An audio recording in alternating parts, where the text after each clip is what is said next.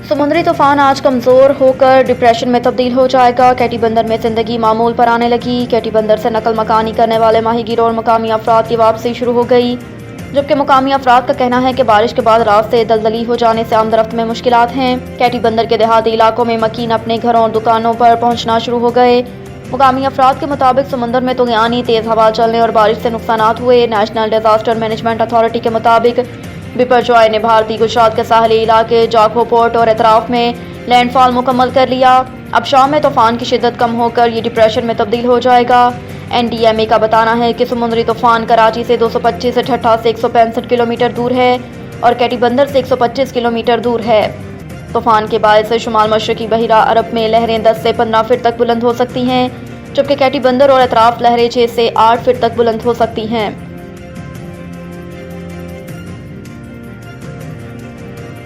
आइन में जुर्म की सजा की मुद्दत का तयन न होने पर नहली 5 साल से ज़्यादा नहीं होगी, बिल मंजूर।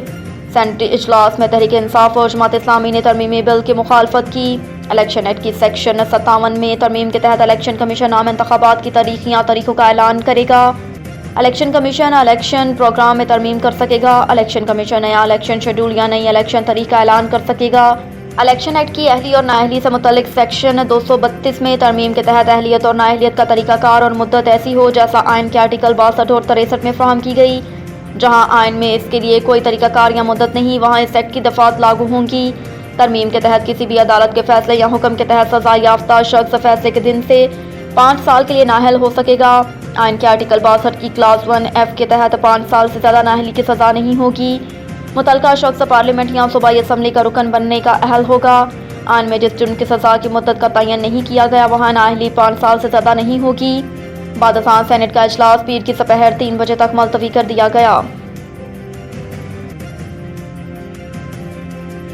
नून लीग के नासिर भट्ट ने बरतानवी हाई कोर्ट में निजी चैनल के खिलाफ मुकदमा जीत लिया। लंदन हाई कोर्ट में नासिर भट्ट के केस की बाकायदा समाअत हुई, जिस दौरान जज ने मुकदमे में शवाहिद का जायजा लिया। मुकदमे की 4 रोज़ा समाअत के बाद इसका फैसला सुनाया गया। दौरान समाअत जस्टिस मिसेज हिद्रो विलियम्स ने निजी चैनल का मौक़िफ़ मुस्तरद कर दिया, जिसमें कहा गया था कि नवाज शरीफ को बदनवानी पर सजा दुरुस्त थी और निजी TV का केस भी इसी बुनियाद पर था कि अल अज़ीज़िया केस में नवाज शरीफ की सजा करप्शन के सबूतों की बुनियाद पर थी। निजी चैनल का मौक़िफ़ था कि नासिर भट्ट की जज अरशद मलिक को धमकाने की रिश्वत देने की खबर अवामी मफाद में नशर की। अरशद मलिक ने दुरुस्त सजा दी थी। जज जस्टिस मिसेज हिद्रो विलियम्स ने चैनल के इस वक्त मौक़िफ़ को तस्लीम करने से इनकार कर दिया। जज ने नासिर भट्ट की दलील को तस्लीम किया कि नवाज शरीफ के साथ ज़्यादती हुई थी। नासिर भट्ट ने खुफिया तौर पर वीडियो बनाकर जज अरशद मलिक को बेनकाब किया। जज की वीडियो बनाकर नवाज शरीफ की बेगुनाही के लिए इस्तेमाल गलत नहीं। नासिर भट्ट ने जज को बताया कि उन्हें एक लम्हे के लिए भी ये महसूस नहीं हुआ कि नवाज शरीफ ने कोई गलत काम किया। इलेक्शन ना भी होता तब भी बजट ऐसा ही पेश करते। कौमी असम्बली की कायमा कमेटी बराए खाना को ब्रीफिंग के दौरान इसहाक डार ने कहा कि बजट स्ट्रेटजी पेपर में ताख़ीर की वजह आलमी मालियाती इदारे IMF के साथ बातचीत में ताख़ीर थी।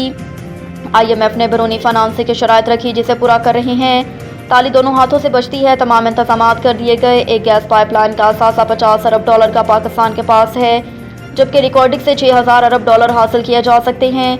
उन्होंने कहा कि इलेक्शन ना भी होता तब भी बजट ऐसा ही पेश करते। बजट में 223 अरब रुपए के टैक्स इक़दाम किए गए, जिसमें IT सेक्टर और SMEs पर तवज्जो दी। CPI 29% और कोरोना इन्फ्लेशन 20% के लगभग है।